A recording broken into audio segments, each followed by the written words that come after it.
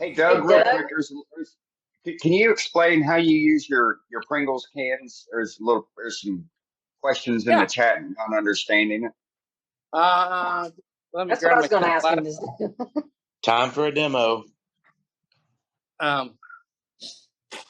Wait, he's looking for a job. This one that doesn't pay, Doug. All Yeah. right. So because I have a little one made up already, I'll grab an empty little one and then you'll see one that's already done. Let me flip the camera around again. So anyway, Pringles can. This is the miniature version. And then take a bunch of pencils.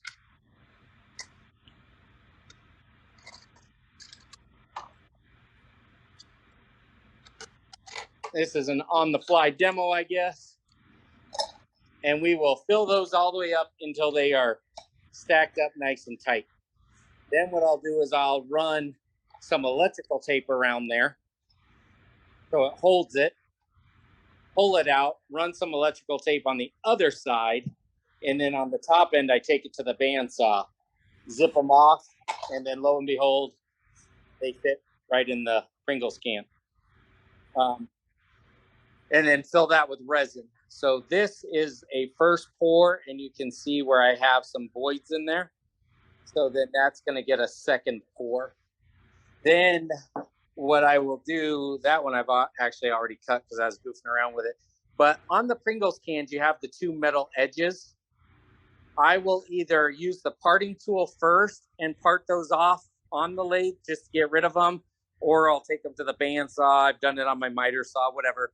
I just don't like the spinning metal there because just a little shard right there will mess you up pretty good. So I get rid of those pretty quick.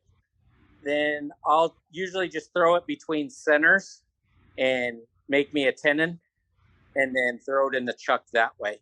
These Pringle cans come just a little bit too large for me to use my small jaws on, and they're too small for me to use my large jaws. They just don't fit. So I found the easiest way, find center, throw it between centers, turn it tenon, and then put it in the chuck. And so this is a breadcrumb can that my wife gave me. And this is exactly what I made that little vase out of. So that the blank was, I had two of these. And the pencils come from the dollar store, folks. Or usually Walmart when they're before school starts and when school ends. That's when they're usually on sale, and they'll usually do those box of 12 for 50 cents or whatever. And that's what I do. You use your pressure pot for that too, right? Yes. So there's the pressure pot. However, really, it depends on the resin that you're using. So if I am to use that Alumilite, if I do not use a pressure pot, I'm essentially turning bubbles because you have to put that in a pressure pot. With this brand, the Dr. Crafty, I've done it both. I've put it in the pressure pot just so I have somewhere to put it while it's curing. I've not put it in the pressure pot. It really doesn't seem to make a big difference. But it's got a really long cure time. So where the Alumilite, I can pour that in the same day I can put it on the lathe. I can put it in the lathe maybe about 3 hours after I've poured it. With that one, I'm probably not putting it on the lathe for 2 to 3 days, depending on how big the pour was. So that's if you want to get into resin and you don't have the pressure pot yet, that's what I would recommend. Get a long cure one. The bubbles come to the top on their own. You can sit there and play with it for a long time and pop the bubbles and do whatever. But you get into the really this Alumilite, which turns a whole lot better, but definitely needs a pressure pot. And then there's other people that are way smarter than I am on the different types of resin, whether you're using epoxy resin or I don't know. There's different ones. Urethane, right? And that also plays a factor. I've never gotten smart enough to really pay attention to that portion of it that much.